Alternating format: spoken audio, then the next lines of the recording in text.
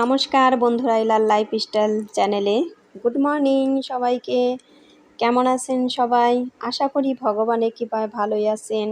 ইলার lifestyle চ্যানেলে আরেকটা নতুন ব্লগ ভিডিও নিয়ে চলে আসলাম আপনাদের জন্য। আর একটা লাইক দিয়ে আমার ভিডিওটি কন্টিনিউ করবেন। আপনাদের একটা লাইকে আমার ভিডিওটিকে এগিয়ে যেতে সাহায্য করবে। এই তো সকালে উঠেই আগে যে মশারি খুলে নিলাম, তারপরে যে পর্দা সরিয়ে গ্লাসটা খুলে দিলাম, তারপরে যে বেড কভারও উঠিয়ে নিব। আজকে এগুলো ধুয়ে নিব, কারণ প্রতিদিনই বলি যে এগুলো উঠিয়ে ধুয়ে নিব, মানে একটা আলসি, এই আলসির জন্য আর ওঠানো হয় না, ধোয়াও হয় না। আর আমার ভিডিওটি স্কিপ না করে পুরোটাই দেখবেন, আশা করি ভালোই লাগবে। আর পুরোটি না দেখলে আপনারা জানবেন কীভাবে যে পুরো ভিডিওতে কী আছে, কাজে পুরো ভিডিওটাই দেখবেন। আর আজকে আমার শরীরটা কিন্তু খুবই খারাপ ছিল। এই যে এই কাজগুলো করার সময় শরীর এত দুর্বল হয়েছিল, মানে কিছুই করতে ইচ্ছে করছিল না, পারছিলাম হাঁটতে আর না পারছিলাম মানে কিছু করতে। তারপরও মানে করছি, যে শুধু বলি যে এগুলো করব আর করা হয় না। তারপর আপনাদের দাদা বলছিল তাহলে আমি এগুলো করে দিই, আর সব কিছু ছেলে মানুষদের করান যায় নাকি। আমি বললাম যে না, আমি করে নিই, একটা ভিডিও করতে হবে, এই জন্য আমি করে নিই। তারপরে এইগুলো উঠাইয়া আবার এইগুলো ধুয়ে নিয়েছি, কারণ বেড কভার ধুইতেও তো অনেক পরিশ্রম হয়, মানে খুবই খারাপ লেগেছিল আমার, কিছুই করতে ইচ্ছে করছিল, তারপরেও মানে করেছি অনেক কিছু। এই বালিশগুলো আমি একচোটে ছাদে রোদে দিয়ে আসব, কারণ কাভারগুলো খোলা হয়েছে, পরে কাভারগুলো পরানো হলে পরে আর রোদে দেওয়া হবে না। বেড কভার উঠিয়ে সাথে সাথে আমি ভিজিয়ে নিব মশারি সহ। এখন ভিজিয়ে আসব। এই যে ভিজানো হয়ে গিয়েছে বালিশের কভার মশারি সহই। তারপরে ফ্যানটাও একটু পরিষ্কার করে নিব, কারণ বেশি ভালো করে পারবো না, হালকা হালকাভাবে যতদূর সম্ভব ততদূরই আমি পরিষ্কার করে নিব। কারণ এই ফ্যানটা পরিষ্কার করে হলো আপনাদের দাদা, ওই সিঁড়িময় আছে, ওই সিঁড়িময়তে দাঁড়িয়ে দাঁড়িয়ে তারপরে পরিষ্কার করে। আমি তো ওইটা পারি না, এই জন্য আমি যতদূর সম্ভব এই ফুল ঝাড়ু দিয়েই একটু পরিষ্কার করে নিলাম। বাড়িঘর পরিষ্কার পরিচ্ছন্ন রাখাও কিন্তু আমাদের হাউস ওয়াইফদের ভালো একটা পয়েন্টের মধ্যেই পড়ে। এই তো আমি আজকে শুধু এই রুমটাই ঝাড়ু দিয়ে নিব, পরিষ্কার পরিচ্ছন্ন করে নিব ঝাড়ু দিয়ে, কারণ সব রুম তো আর আমার একার পক্ষে ঝাড়ু দেওয়া পরিষ্কার করা সম্ভব না। এই দেখেন আমার এই রুম ঝাড়ু দিতেই কত সময় লেগে যাচ্ছে, তারপরেও মানে আমি হালকা হালকাভাবেই ঝাড়ুটা দিচ্ছি। যাই হোক, আরেকটা কথা হলো, দাদারা, দিদিরা, ভাইয়ারা, আপুরা, আঙ্কেল আন্টিরা কে কোথায় থেকে আমার ভিডিওটা দেখছেন একটু কষ্ট হলেও কমেন্ট করে জানাবেন। এই তো বেডটাও ভালো করে ঝাড়ু দিয়ে নিচ্ছি।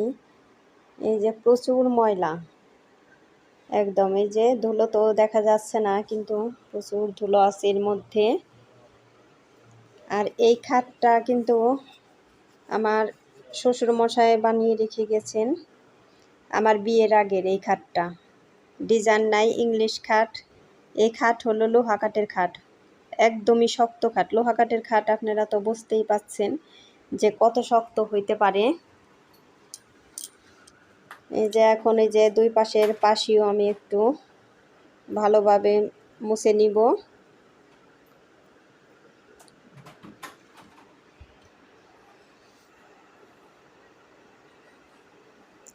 ঝাড়ু দেওয়াতে ওই ধুলোগুলো পাশিতে চলে গেছে, এই জন্য এই যে পাশেগুলো মুছে নিলেই আর ময়লা থাকবে না।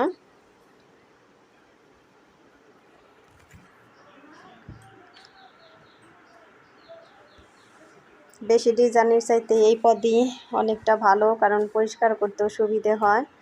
আর বেশি ডিজাইন হলে পরিষ্কার করতে অনেক কষ্ট হয়ে যায়। খাটটা খুবই ভালো, মানে কালারটাও খুবই সুন্দর, একদম লোহা কাঠের খাট, টকটকে কালার। তো আমার খাট ঝাড়ু দেওয়া হয়ে গিয়েছে। এখন এই যে ফ্লোর ঝাড়ু দিয়ে নিব।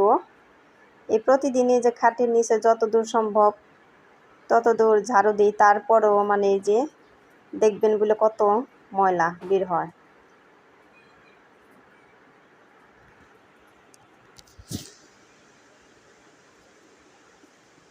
এই যে এইভাবে আমি প্রতিদিনই ঝাড়ু দিয়ে নিই, কিন্তু তাহলে কি হবে, ওই যে তারপরেও ময়লা বের হয়। আজকে বেশি হয় নাই, আজকে ওই যে খাট ঝাড়ু দিছি ওই সময়ই পড়ছে ময়লা। আমি ঝাড়ু টাড়ু মানে অনেক তাড়াতাড়ি করছি, কারণ আবার ওই যে যেগুলো ভিজানো হয়েছে বেড কভার মশারি টশারি ওইগুলো আবার ধুয়ে ছড়িয়ে দিয়ে আসবো ছাদে। ধোয়ার পর আবার রান্না করতে যাব, কারণ আমাদের হাউস ওয়াইফদের কাজ তো একের পর এক থাকেই, কাজ আর শেষ হয় না। মানে একটু খারাপ লাগলেও করার কিছু নেই, কাজ করতেই হবে। এই তো এখন বেড কভারটা পেতে নিব। এই বেড কভার কালারটা খুবই সুন্দর কালার, নতুন, এখনো পাতা হয় নাই, কিন্তু এই ক্যামেরায় এত সুন্দর বোঝা যাচ্ছে না। খুবই সুন্দর কালার, একদম মিষ্টি মিষ্টি কালার, হালকা হালকা হালকা মিষ্টি মিষ্টি কালার। আমার চ্যানেলে যারা নতুন তারা একটা সাবস্ক্রাইব করে পাশে থাকা বেল আইকনে ক্লিক করে দিবেন, তাই নোটিফিকেশন চলে যাবে সবার আগে আপনার কাছে। আর পুরনো বন্ধুদের জন্য রইল অসংখ্য অসংখ্য ধন্যবাদ। এই সোশ্যাল মিডিয়ায় যে স্বপ্ন নিয়ে আসছি, আপনারা যদি আমাকে একটু হেল্প করেন তাহলে আমার স্বপ্নটা পূরণ হবে। শুধু আমি একা নই, আমরা যারাই এই সোশ্যাল মিডিয়ায় এসেছি সবাই একটা স্বপ্ন নিয়েই এসেছি। কাজেই আসুন আমরা একে অপরকে হেল্প করি। এই ঘর পরিষ্কার করার আরও কারণ আছে, কারণ হলো আগামীকাল আমাদের চৈত্র সংক্রান্তি। এই চৈত্র সংক্রান্তিতে ঘরটর পরিষ্কার না করলেও তো ভালো লাগবে না, এই জন্যই আরও পরিষ্কার করলাম। একটু কষ্ট হলেও শরীরটা খারাপ, তারপরেও করলাম। এই দেখেন আমার বেডের লুকটা দেখেন কত সুন্দর দেখা যাচ্ছে। ক্যামেরায় অত বেশি ভালো লাগতেছে না, কিন্তু সামনে সামনে খুবই সুন্দর লাগছে। এই তো এই যে আমার বেড কভার, বালিশের কভার এগুলো ধোয়া প্রায় শেষের দিকেই। এখন এই যে মশারিটাও ধুয়ে নিব, এইটা ধুইলেই ধোয়া শেষ হয়ে যায়। আপনাদের দাদা বলতেছে আমি এগুলো একটুই করে দিতাম, আমি বলি না যে এগুলো করতে হবে না, কারণ এইসব কাজ আপনাদের দাদাকে দিয়ে করাই না, কারণ তাদের কাজ তো আর এইগুলা না, এগুলো করবে কিসের জন্য। এই তো আমার ধোয়া শেষ হয়ে গিয়েছে, এই যে এখন ছাদে এসে এগুলো ছড়িয়ে দিচ্ছি। এগুলো ছড়ানো হলে পরে তারপরে আবার রান্নাঘরে চলে যাব রান্না করতে। রোদ বেশি নাই, কিন্তু রোদের তাপটা অনেক। এগুলো আমার তাড়াতাড়ি শুকিয়ে গিয়েছে, ওই যে মশারি ছড়ানো হয়ে গিয়েছে। এই যে এখন আরেকটা বালিশের কভার ছড়ালেই ছড়ানো হয়ে যায়।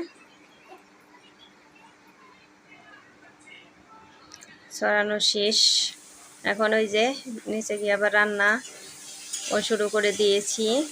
আজকে হলো রান্না করছি করলা ভাজি দিয়ে, মিষ্টি আলু দিয়ে, কাওড়া ডাল, আর হলো দেশি লাউ ভাজি। এই 3 আইটেমই রান্না করতেছি। তারপরে আবার রান্না করব সেমাই। আপনাদের দাদার আবার সেমাই খাইতে ইচ্ছে করছিল, এই জন্যে সেমাইও রান্না করব। এই মিষ্টি আলু দিয়ে করলা ভাজি খুবই টেস্ট লাগে, মানে করলার তিতাও অত বেশি হয় না মিষ্টি আলুর জন্য। আর কে কে খেয়েছেন এই করলা দিয়ে মিষ্টি আলু ভাজি আমাকে একটু কমেন্ট করে জানাবেন। এই তো করলা ভাজি হয়ে গিয়েছে, এখন এই যে দেশি লাউ ভেজে নিব। দেশি লাউতে আবার আমি একটা মরিচ ভেজে নিব শুধু আমার জন্য, আপনাদের দাদা আবার মরিচ ভাজা খায় না, এই জন্য শুধু আমার জন্যই ভেজে নিব। এই একটা মরিচে আমি 2 বার খাবো, কারণ আমি একটা খেতে পারবো না, প্রচুর ঝাল। এখন এই যে সরিষা সম্বার দিয়ে দিলাম, এখন এই যে কেটে রাখা লাউগুলো দিয়ে দিব। এই লাউ ভাজিগুলো আমার খুব ভালো লাগে। তো লবণ আর একটু হলুদ দিয়ে দিব।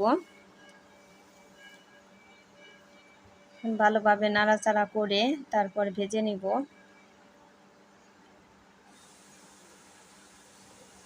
হলুদও সামান্য দিতে হবে, লাউয়ে বেশি হলুদ দেওয়া যাবে না, তাহলে গন্ধ লাগবে।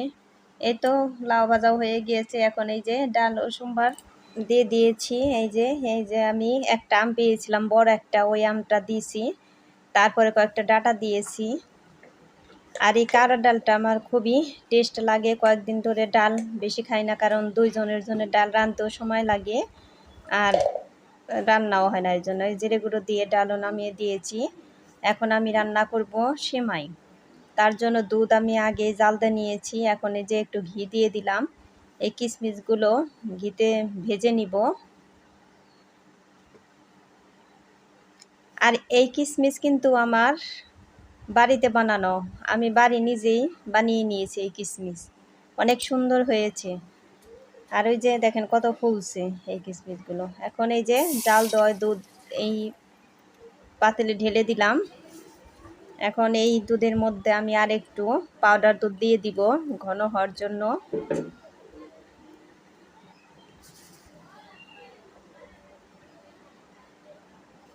এই তো পাউডার দুধ দিয়ে দিলাম। এখন এই যে নাড়াচাড়া করে নিব। একদমই ঘন হয়েছে।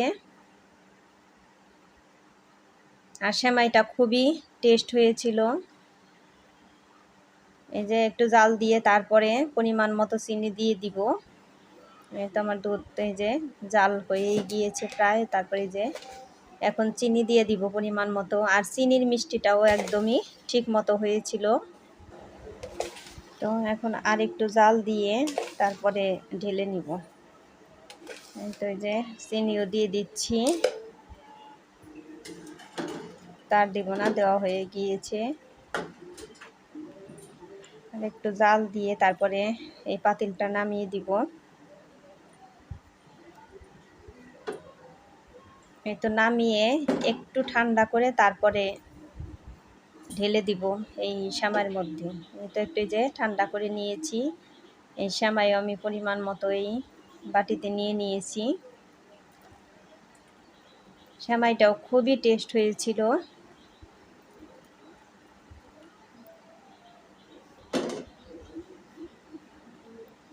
তারপরে যে উপর দিয়ে ওই ভাজা কিশমিশগুলো আমি দিয়ে দিব।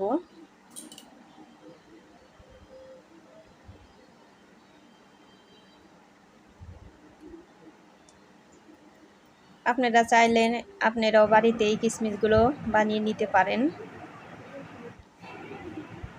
এই যে ডাল, তারপরে যে মিষ্টি লাউ, মিষ্টি আলু দিয়ে করলা ভাত। সবাই ভালো থাকবেন, সুস্থ থাকবেন এই কামনায় রইল। আর সবার জন্য নববর্ষের শুভেচ্ছা রইল আর চৈত্র সংক্রান্তির শুভেচ্ছা।